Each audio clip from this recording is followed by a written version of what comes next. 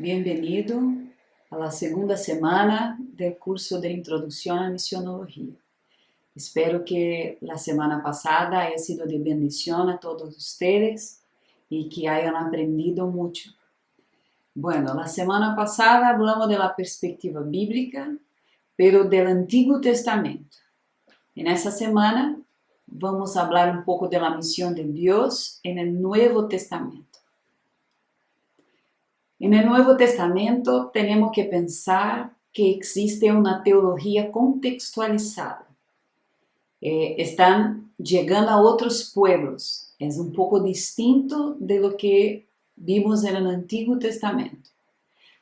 Existe también una diversidad en los evangelios, como vamos a ver un poco más adelante.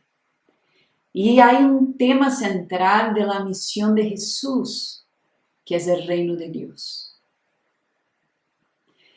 El primer tema que vamos a hablar son los evangelios. Y hay algunas diferencias que quiero apuntar para que usted pueda mirar bien las diferencias entre ellas. Marcos transmite fielmente el contenido e intentos básicos del ministerio en el reino de Jesús. Por otro lado, Mateo muestra la cuestión de la misión universal siendo tema central.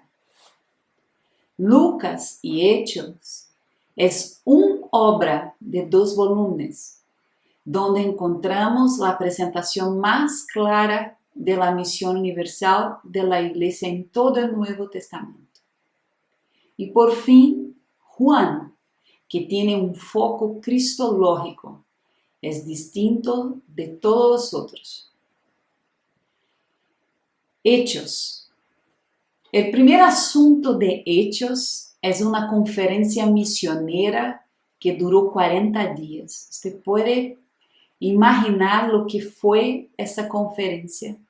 Nadie menos que Jesucristo resurrecto era su predicador. Y el tema del encuentro era el prometido establecimiento del reino de Dios. Es una historia teológico-misionológica que podría ser llamada de los hechos del Espíritu Santo. En Hechos también hay un bosquejo geográfico que encontramos en el capítulo 1, verso 8. En Jerusalén, en los capítulos de 1 hasta el capítulo 7, narra en Jerusalén. Se propaga por la Judea y Samaria, eso está en los capítulos desde el 8 hasta 12. Y con Pablo, el gran modelo de misionero transcultural avanza hasta el último de la tierra. Y ahí tenemos los capítulos finales, de 13 hasta el 28.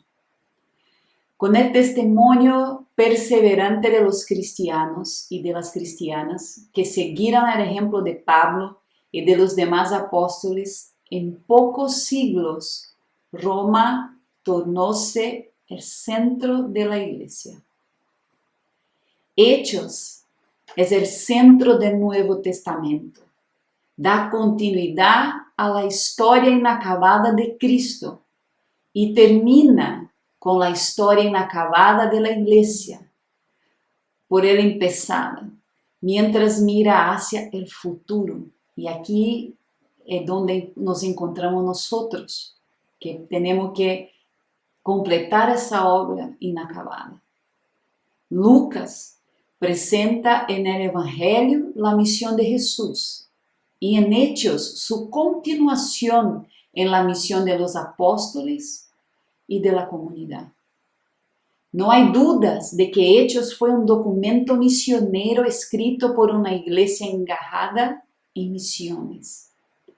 El carácter misionero del Evangelio es expuesto y torna-se perceptible que el Señor deseaba demostrar en el Pentecostés que ese poder dinamis de Dios no había sido derramado apenas para hechos de contemplación en un culto cristiano restricto, pero incluía también los de afuera, la proclamación en el nombre de Jesús. Él nos llenó del Espíritu Santo para estarnos ahí cerrados dentro de la iglesia, teniendo éxtasis espirituales. No fue así. Ese poder, dínamos del Espíritu Santo, es para sermos testigos suyos. Tenemos la obligación de ser sus testigos. La persecución, por otro lado, de la iglesia contribuyó a la expansión misionera. Ellos estaban cómodos ahí en Jerusalén. Y esa fue una estrategia que Dios utilizó. Vino la persecución y entonces ellos huyeron y predicaron la palabra de Dios en Judea y Samaria. La genuina presencia del Espíritu genera un carácter misionero en la iglesia de Cristo. Necesitamos esa presencia. Nuestra herencia proveniente de Pentecostés necesita llevarnos a ser una iglesia en las calles, no clausurada. Una iglesia cristocéntrica con amor y tolerancia entre los hermanos, no segmentada o partidaria. Una iglesia cuya bandera es Cristo, no ella misma. Por lo tanto, una iglesia proclamadora que habla de Cristo cerca y lejos a todas las naciones. Esas son las marcas de una iglesia misionera: unión, intrepidez, temor a Dios, milagros, evangelismo y acción social. Sin duda, la unión del pueblo de Dios es una de las estrategias más críticas para el cumplimiento de la obra misionera que el Señor nos confió y el Espíritu Santo viabilizó. No, y otro punto interesante, que no se hace misión sin oración. Encontramos eso en Hechos 3:1. Seguimos en el libro de Hechos, que hay muchas riquezas para misiones aquí. La evangelización no es una comunicación de una mano. Es una buena pedagogía que involucra tanto preguntas cuanto respuestas. Percibimos la importancia de que los misioneros estudien y conozcan bien la Biblia. Por ejemplo, tenemos narrado en Hechos Filipe y su charla con el eunuco. ¿Cómo podré entender si alguien no me explicar?, le dice el eunuco.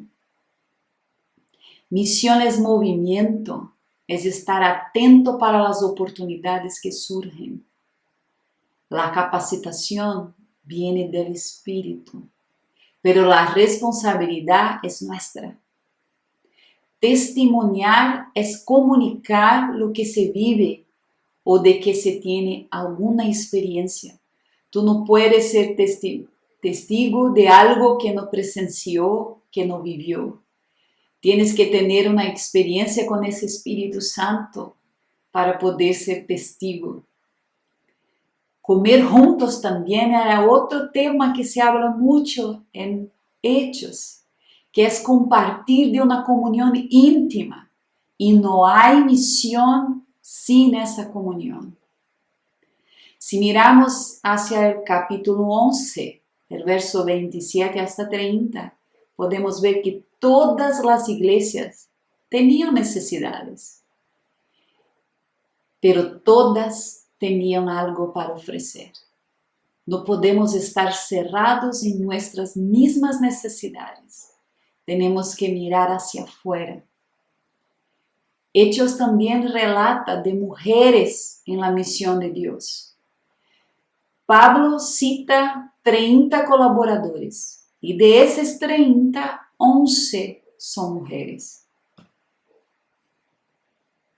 También quería hablar un poco de los viajes que tenemos en el libro de Hechos. Pablo sale ahí 6 veces de Jerusalén. Su primera salida, Jesús aparece para él en un rayo de luz y Pablo es transformado de perseguidor en el principal protagonista de la fe. Esa primera salida de Jerusalén está en el capítulo 9 de Hechos. Su segunda salida de Jerusalén es un viaje que hace para Siria y Cilicia y después hacia Antioquía como un ministerio independiente. Eso encontramos en el capítulo 11.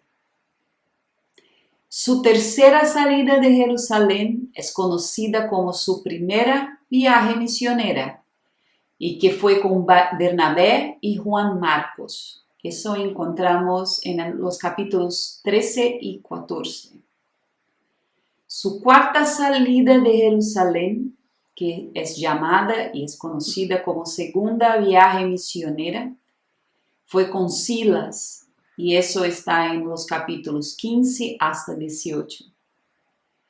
Su quinta salida de Jerusalén, conocida como su tercera viaje misionera, está en los capítulos 18 hasta 21.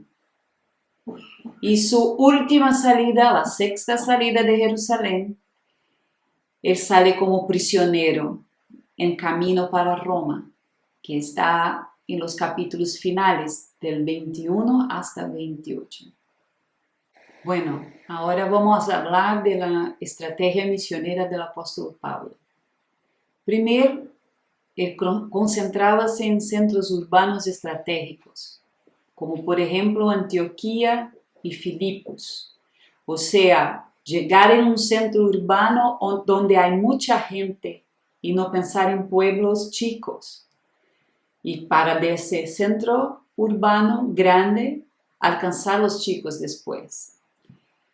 Segundo, él sabía esperar para ver, conocer y evaluar el contexto.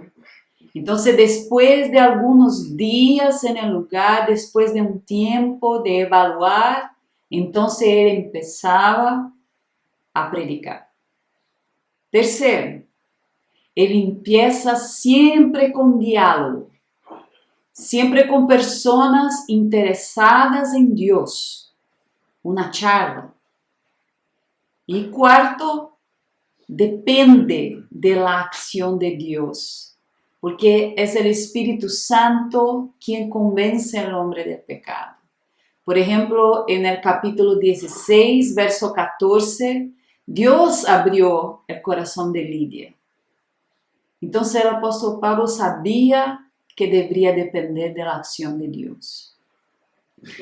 Vamos a analizar ahora de una manera más general las estrategias misioneras en el libro de Hechos. La primera es la estrategia geográfica que encontramos en el capítulo 1, verso 8. De esa manera aprendemos que la expansión misionera en términos geográficos debe se tornar cada vez más amplia y alcanzar a las naciones más distantes. Segundo, estrategia urbana. Evangelización de ciudades llaves, como mencionamos ahora. Por la ONU, hoy hay una población en Latinoamérica de 80 hasta 90% en las ciudades, una población urbana. 3. Personas llaves. Hay charlas aquí en Hechos con un procónsul, con un filósofo, Dionisio, con estudiosos de la escuela de Tirano, Filipe con el eunuco que el evangelio llega en África.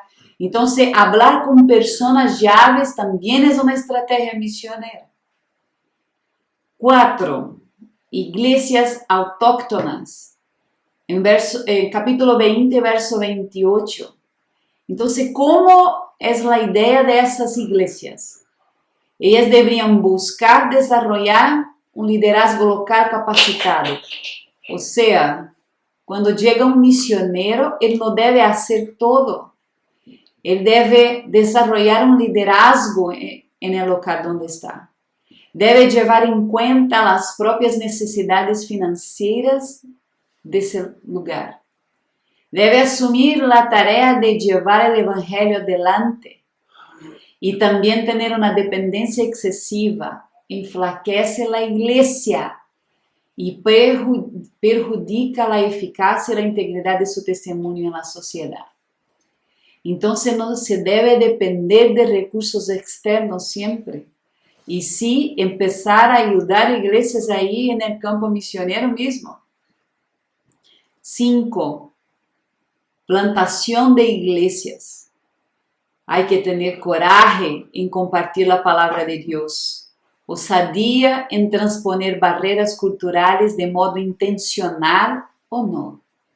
Naturalidad en vivir el evangelio, mismo bajo tensión o persecución. Estrategia en se aprovechar de los puentes o lo que se tiene en común. La sexta estrategia, instrucción en la iglesia.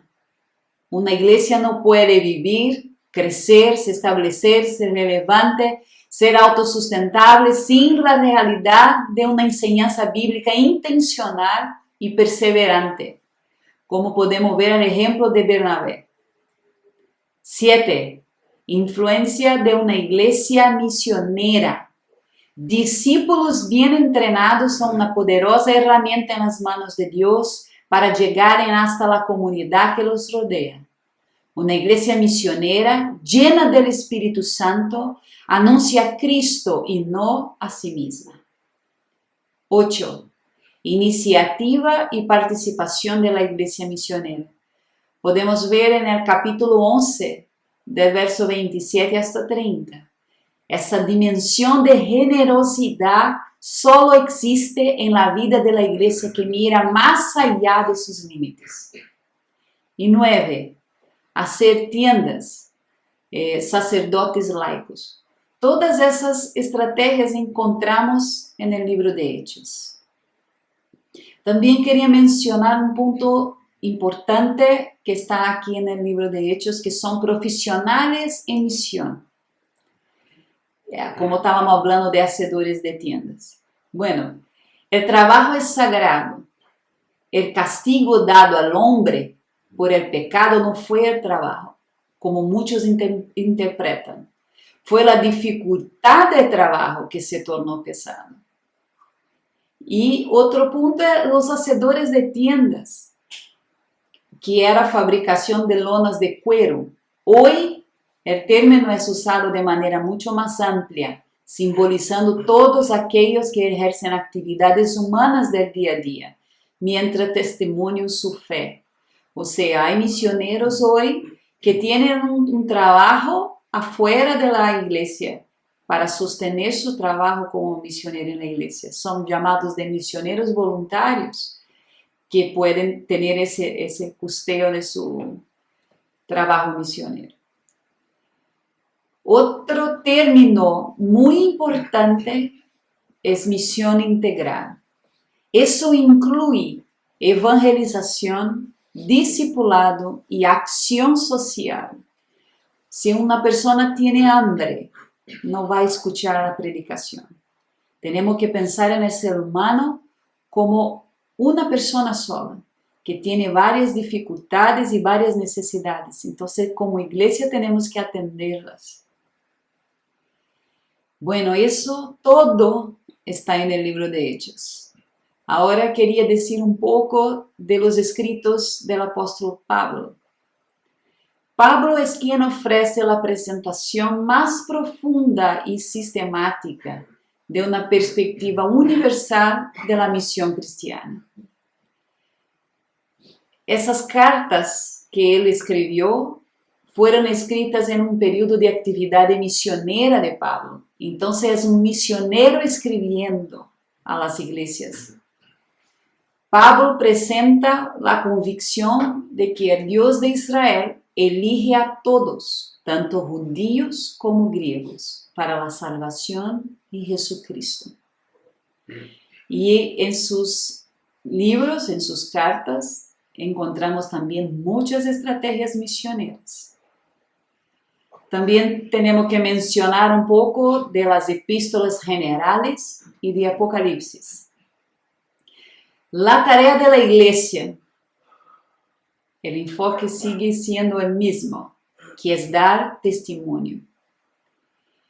El evento escatológico de la misión recuerda a la iglesia que su tarea no termina antes del fin. Y vimos ahí en Apocalipsis una visión de cuando la misión será cumplida.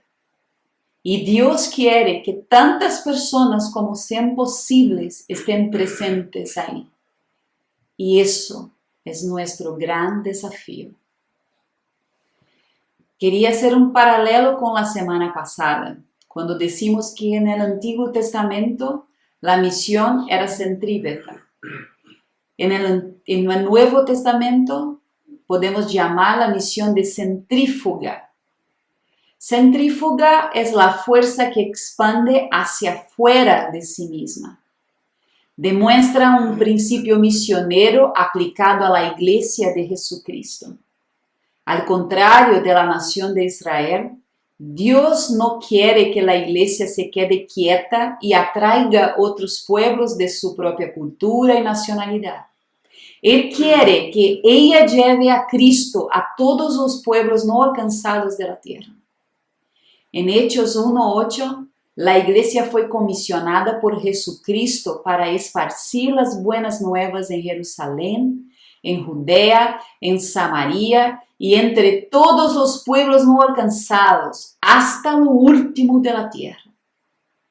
Esta es una descripción perfecta de la naturaleza centrífuga de la misión de la iglesia.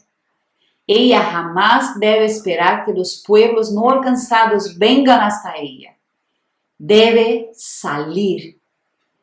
La iglesia que no cumple su misión centrífuga de llevar a Cristo a las naciones no debería usar el título de Iglesia de Jesucristo. Al final, esta es su función.